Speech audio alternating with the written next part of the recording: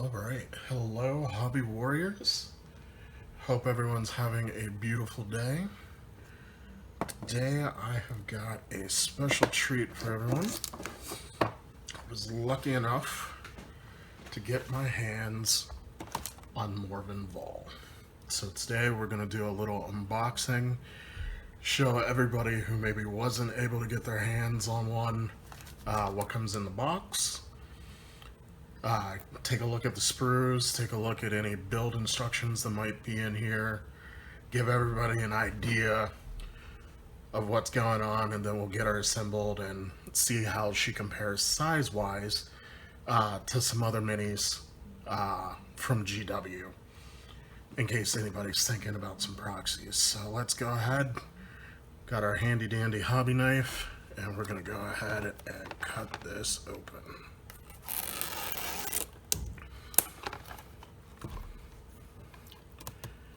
So I was super pumped for this mini from when they had first revealed it. And initially I was thinking that given, it's got the baby carriage going on, that it would be Dread Knight sized. But given some of the comparisons that we've seen, it might be a great deal smaller. It looks like that's maybe on either a 60 or a 50 mil base. So let's go ahead, get in here and see what we got. So first up, it looks like it's only the one sprue. And that is a 60 mil base.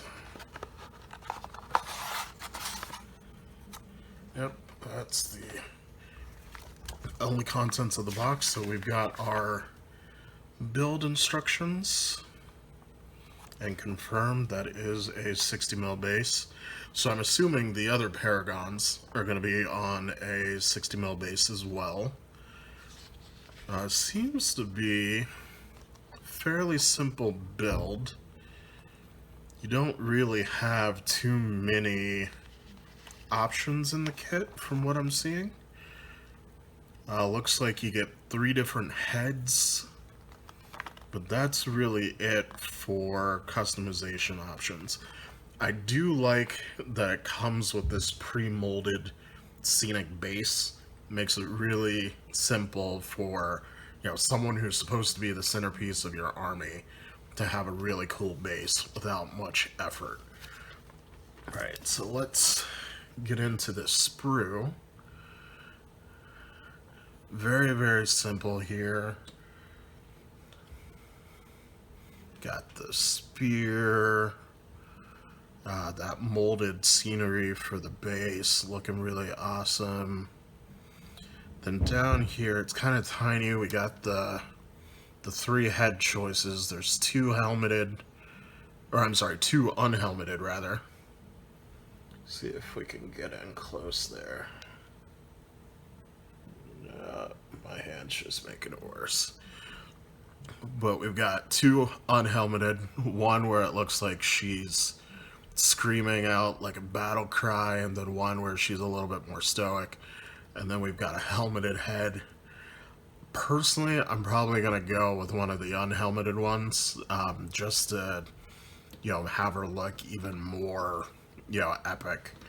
And just kind of, have her be more unique. A lot of the other battle sisters, they all come helmeted, and then your sergeants and so forth are your unhelmeted models.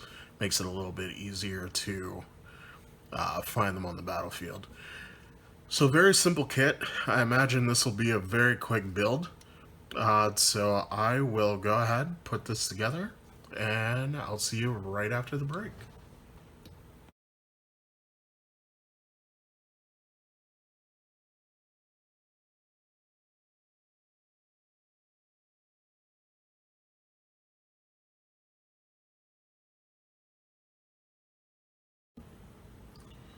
Alright, hobby warriors, welcome back. Here we have the completed Morvenn Vahl. just tons and tons and tons of magnificent detail in this model. It went together fairly easily. The only parts that were a little bit tricky were the shoulder panels. They actually come in two pieces, and what I recommend is, so the instructions will have you build this arm first. Let that glue fully set before you try to work this shoulder panel in. It's a very, very tight fit, and if that glue's not set on the arm, you'll end up knocking it out of the socket, and it's a huge pain. So let that arm set in the socket before you go ahead and apply the shoulder panel. The other tip that I have is actually leaving the heads separate. So they're all right together on the sprue. You can cut it in such a way that you can use the sprue as a handle. But it's a lot easier to paint these heads separately, whichever head you're going to end up using, and then plugging it in to the suit after you've got the Paragon War suit already painted. So that way you're not clogging up the fine details on the face with, you know, the blacks and the golds or whatever colors that you're going to paint your suit that really aren't going to apply to the flesh color for the face. So I went ahead and left that separate. That's really the only sub-assembly that I felt was needed. If you're going by the box art, the mass majority of this model is gold. Really the only difference is the cloth under the shoulders and the tabard below the waist. But pretty much everything else, oh, and there's some oath papers that will be slightly different colors. But yeah, that was really the only sub-assembly that I felt was needed. If you really, really wanted to, you could leave the upper body separate from the lower legs. But as you can see, there's enough room to get in there with a brush and hit any of the details that you want to hit without keeping the top and bottom separate. And I did promise that I would show you how she compared in size to some other miniatures. So give me a moment and I will be right back. Alright, so here we've got some models to do some size comparisons with. So here she is next to a Dread Knight. And from the original preview images, I was thinking she was going to be about this size, and far from it. That is way too huge. She is actually fairly close in size. This is a 3D printed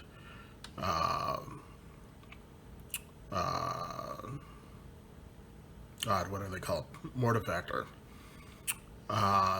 They're honestly about the same size. This is on a 50 mil base. She's on a 60 though, but relatively about the same size. Mortifactor's a little bit chunkier. And then here's a comparison of her next to a Canoness. So hopefully that will give everyone a pretty decent idea of her size, in case anyone wanted to make some proxies or were looking into 3D print options and needed to know about what size they should be making their proxies. Alright, so hobby wares, that's everything in the box. I want to thank you for making it to the end of the video and sticking with it. That really helps us with the YouTube algorithm, especially as a newer channel.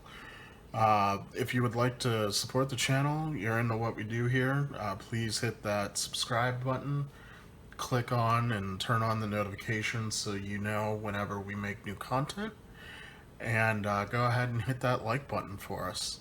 If you'd like to support the channel even further, we have links in the description for our Etsy merch store. We have some t-shirts out there right now, and we'll have some other new merch coming out in the upcoming weeks. But other than that, just want to say thank you again, and have a good one. Stay safe, Hobby Warriors.